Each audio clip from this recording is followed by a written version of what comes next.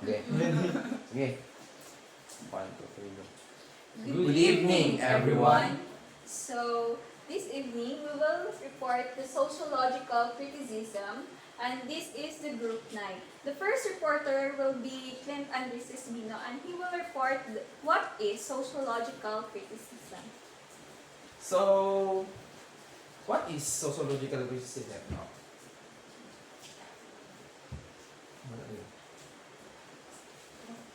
Next.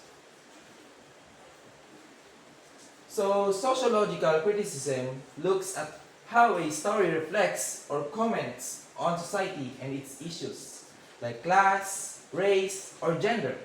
It helps us see how the writer's world influenced the story and what it says about real-life social conditions.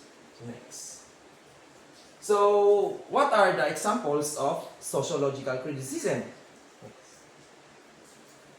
The number one is The Great Expectations by Charles Dickens. In Great Expectations by Charles Dickens explores class and wealth through Pip's journey. Pip starts as a poor orphan, feeling ashamed of his status, especially after meeting the wealthy Estella and Miss Hamisha. When he inherits a fortune from a mysterious benefactor, Pete moves to London, hoping wealth will make him a gentleman and win Estella's love. However, he later discovers his benefactor is actually Magwitch, a convict he once held. This revelation changes Pip's view of wealth and class, teaching him with kindness and character. And character are more important than money or social status. Dickens uses Pip's stories to criticize the class system, showing true worth is not tied to wealth. So we have the video, no? Play. It's played. I think this cat. Lang.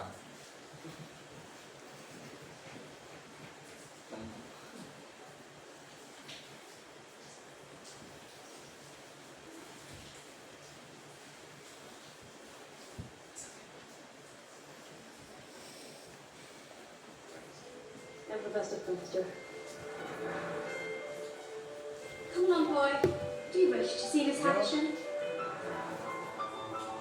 Look at her. Let me look at you. Are you silent and obstinate? No, Mum. He's a common neighbouring boy. You can break his heart. What do you think of that? She's very pretty. You may kiss me, if you like. He has come into a handsome fortune. It is the desire of the benefactor that he be brought up as a gentleman in London. There are conditions, of course. The first is that the name of the benefactor remain a profound secret. You kiss my hand as if I was a queen. Pip. When you say you love me, I understand it's but a touch is nothing. Here. You made that one. I was under the impression that the Finches were the clubman gentlemen. Who are you? How did you get in here? I'm Major. I've made a gentleman of you. Is it true? You are prohibited from making any inquiries into this question. She's beautiful. She's graceful. You admire. How can you give your affections to that man? The looks and smiles you never get to me. You want me to deceive you? Did you deceive him? Yes. All men but you. Jacket, you must tell me. If he's found you on hand, you risked your life to come to me. You believed what you chose to believe. Was that kind? Who am I to be kind? I was simply alive. He's dead to come back.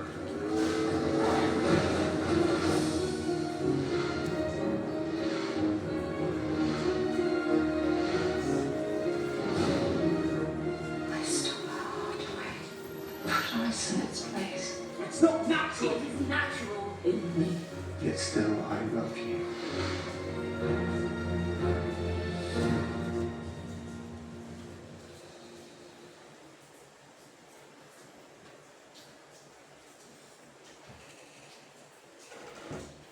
Okay, thank you for watching. No, Mary Queen Abe will continue the report.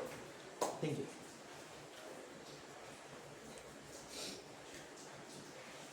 So the next example will be the story To Kill a Mockingbird. The story is about a girl named Scout Finch who lives in Macomb, Alabama during 1930s. Her father, Atticus Finch, is a lawyer. He defends a black man named Tom Robinson, who is accused of hurting a woman named Mayella Ewell. Even though there is proof that Tom is innocent, many people in the town are racist and want to convict him just because he is black. Scout and her brother Jam learn about the unfairness of racism as they watch the trial. Her father teaches them to be kind and to stand up for what is right. In the end, Tom is found guilty, even though he didn't do anything wrong. The story shows how racism can lead to injustice and teaches us the importance of understanding and compassion. So, the video will show you what this all about. You never really understand a person until you consider things from his point of view. Till you climb inside of his skin, walk around in it. Did you wrong, man? You did wrong. Did you harm her in any way? He took advantage of me. In the name of God, do your duty. You never... So, as you can see, the sociological criticism is all about the racism that the black man who named Tom experienced. And the other one example is the gender roles, pride, and prejudice. So, in this story, gender roles are very important to show social expectations of early 19th century in England. Women, like Bennet sisters, are expected to marry well because their financial stability and reputation depend on finding a good husband.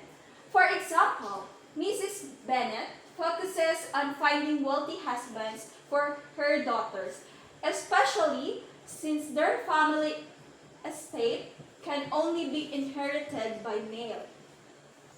Okay. Men, however, have more freedom. Mr. Darcy's wealth and status give him the power to choose his own path in marriage. Mr. Collins shows how society pressures women to accept marriage for security even without love. Elizabeth Bennet, which is the main character in the story, goes against these traditional roles. Unlike her sister, he refused to marry only for money. Instead, she wants to marry based on respect, love, which is rare that time. Through Elizabeth, Austen gently critiques the gender expectations of her society. So, let me show you what is the video of this story.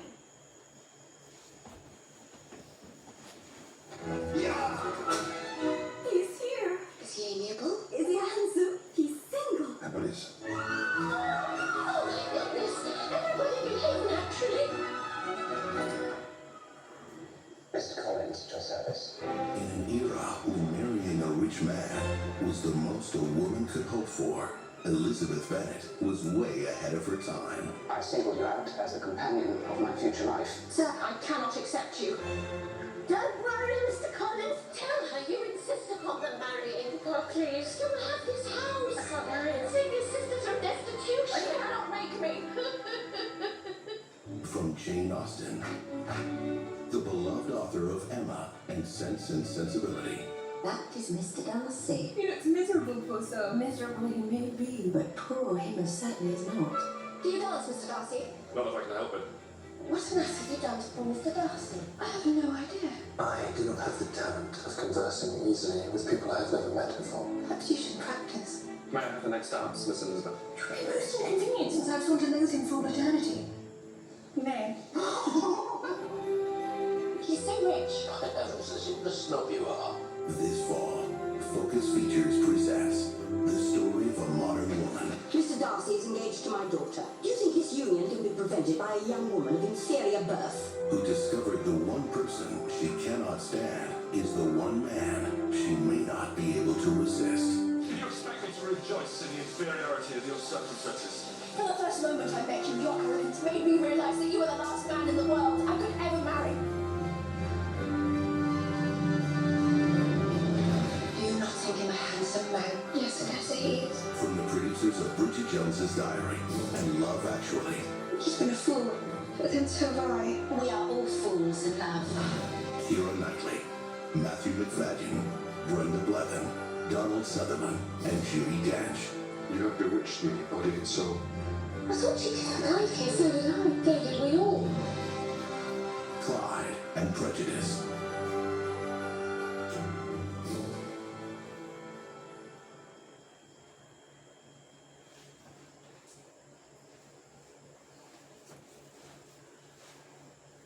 So another example is all about the novel of George Orwell, which entitled 1984.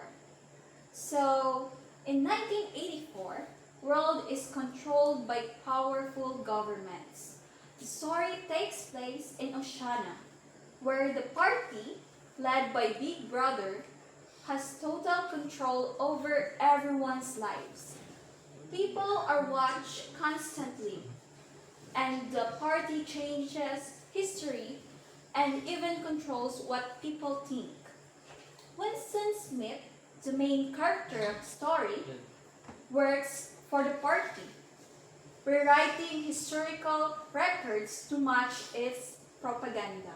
However, he secretly hates the party and dreams of freedom. He starts for a forbidden relationship with a woman named Julia, who also dislikes the party. Together, they hope to find a way to rebel. Eventually, Winston and Julia are caught by the party's secret police. They are tortured until they betray each other and lose their love and hope. By the end, Winston is completely brainwashed and learns to love Big Brother. The story warns us about the dangers of the government that has too much power to control over people's lives, showing how such powerful can destroy personal freedom and truth. So let me show you the video.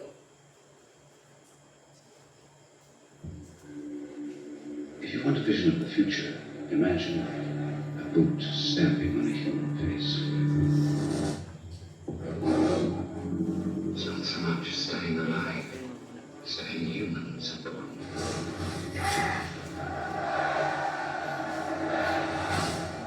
There are thought criminals who maintain that the resistance is not real.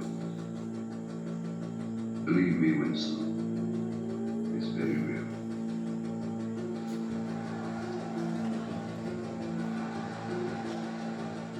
I love you. I love you too. You know the only thing to do is to walk out of here before it's too late. Never see one another again. Yes. Remain exactly where you are. Make no move until you are ordered.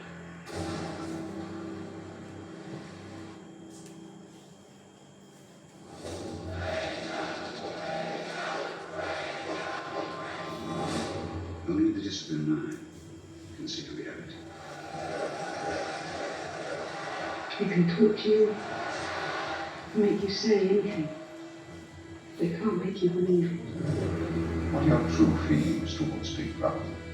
I hate it. Yourself. It's not enough to obey. We can't get inside you. We can't get to your heart. No one escapes this. There is an office here. Your doing is private. How could I do it? What?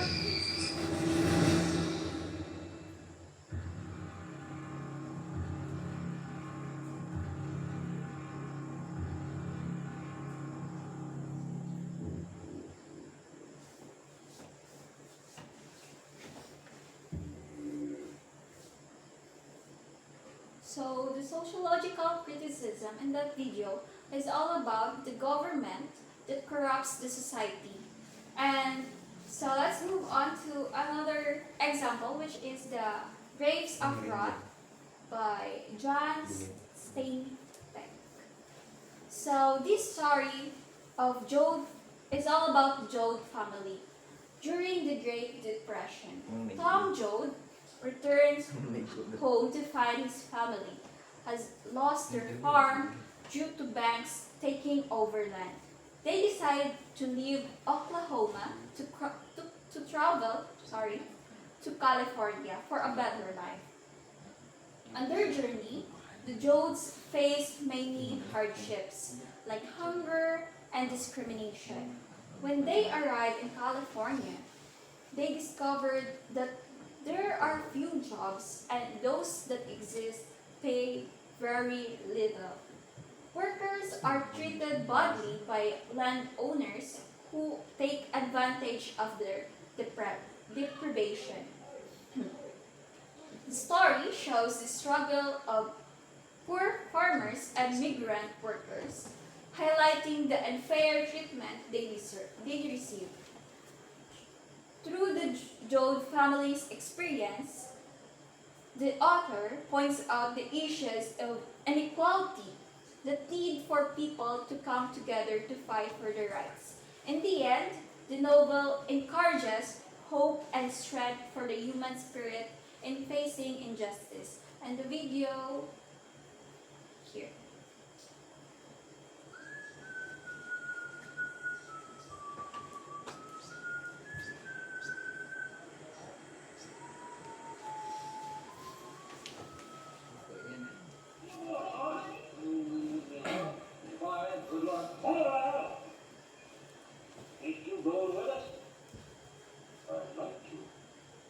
Something going on out there. That's west, and I'd like to try and learn what it is. If you feel it like the wind.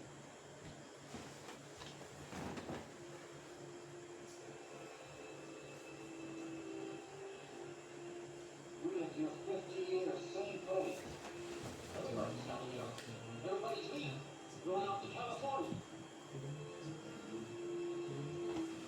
Sometimes they do something to you.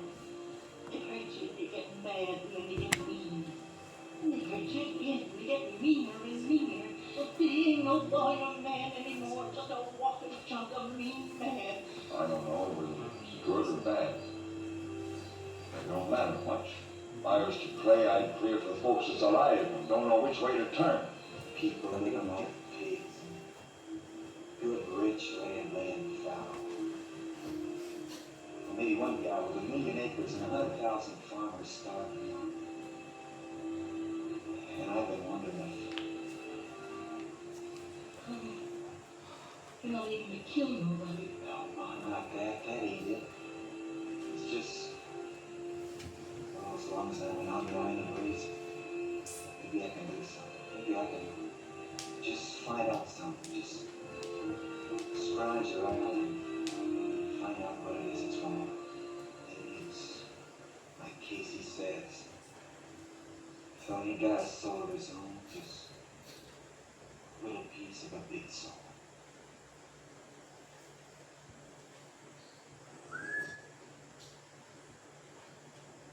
And the next example will be the novel Educated by Tara Westover. It is about her journey from growing up in a strict survivalist family in Idaho. Sorry. Idahorador. To earning a PhD from Cambridge University, her parents did not believe in school or modern medicine, so Tara had no formal education and worked on the family farm.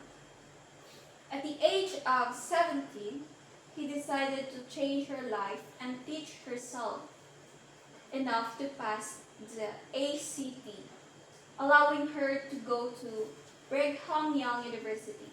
This was the start of her transformation, as she discovered a world very different from her own. As she continued her education, Tara faced challenges with her family's beliefs and struggled to find her identity. The book shows how education can change lives and open doors even when faced with obstacles.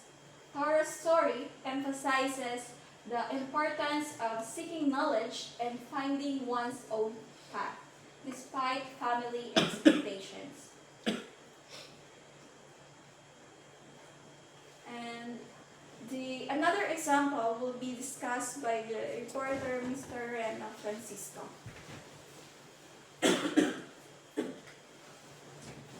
So, okay, the next example is All Quiet on the Western Front by Erich Maria Remarque. It's a novel about young German soldiers during World War I. The main character, Paul Boehmer, joins the army with his friends, thinking it will be an exciting adventure. However, they quickly learn the harsh realities of war. The story shows the brutal effects of war on the soldiers, both physical and emotional. Paul and his friends face constant danger, death, and suffering, which changes them deeply. They lose their innocence and feel hopeless as they struggle with the trauma of what they have experienced. After the war, Paul finds it hard to return to normal life. He feels disconnected from his family and friends, who cannot understand what he has gone through. The novel highlights the pain and the lasting scars that war leaves on individuals and society. In the end, All Quiet on the Western Front is a powerful message against war, showing its terrible cost and suffering it causes to everyone involved. So let's take time to watch the movie.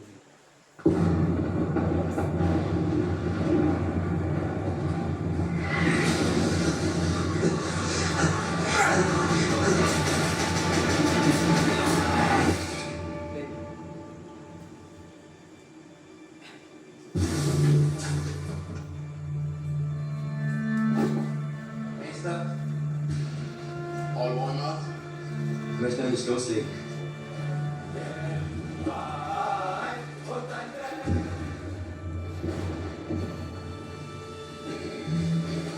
Wir sind jetzt an der Westfront.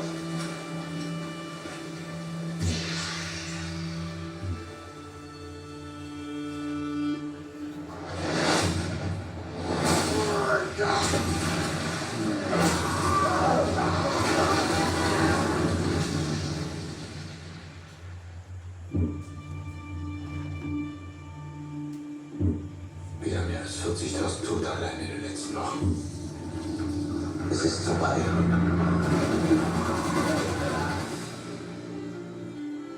Im Namen der Menschlichkeit, ich bitte Sie um den Waffenstillstand. Vous avez 72 heures pour accepter nos conditions. Ich werde nicht kapitulieren. Meine Mutter wollte nicht, dass ich in den Krieg ziehe. Ich wollte Ihnen zeigen, dass ich das kann. Ach, Paul. Wenn wir mal nach Hause kommen.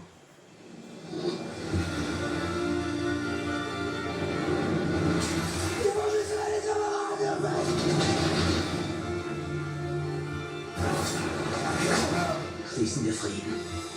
Es ist diesen außerdem verstanden. Du musst jetzt tapfer sein. Für die, die es nicht geschafft haben. Für uns alle.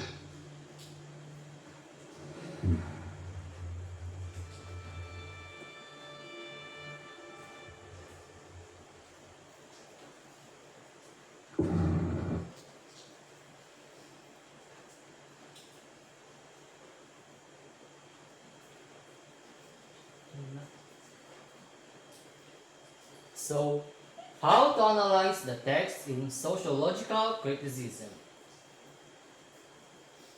First, understand the historical and social context. Understanding the historical and social context means looking at the time and society in which the author wrote the work. It involves knowing the events, issues, and social conditions that were happening during that period. This helps you to understand how the work reflects or reacts at those circumstances. Second, analyze the author's background. Understanding the author's background means learning about their life, experiences, beliefs, and the historical period that they live in to see how these factors influence their writing. It involves examining the following aspects.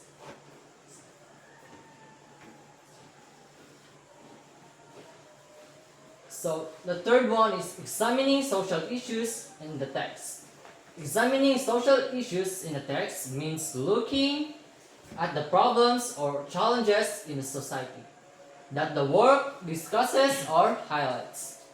This could include topics like poverty, inequality, racism, gender roles, or class struggles. By examining these issues, you can understand how the text reflects, critiques, or comments on the society in which it was written. So the next will be explained to you by my co-reporter, Mr. Peroy. So, in continuation of the report, number 4, consider the text's social functions. Considering the text's social function means thinking about the role the text plays in society. This refers to how the work affects or influences people and their views on social issues. Does it raise awareness about a problem, challenge social norms, or encourage change? Next is assess the impact on readers. Assessing the impact on readers means considering how the affects or influences those who read it. It involves thinking about the emotions, thoughts, or actions the text might inspire in its audience. Does it make readers think differently about a social issue? Does it challenge their beliefs or encourage them to take actions?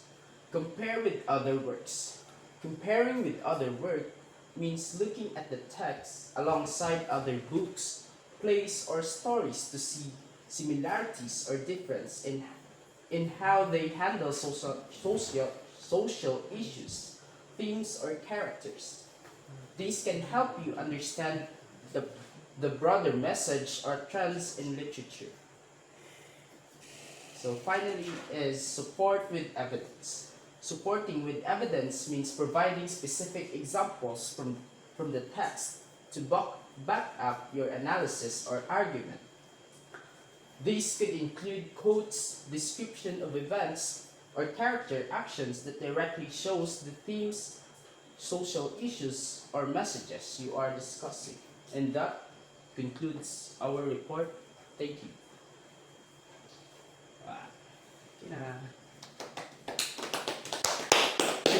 Achievement.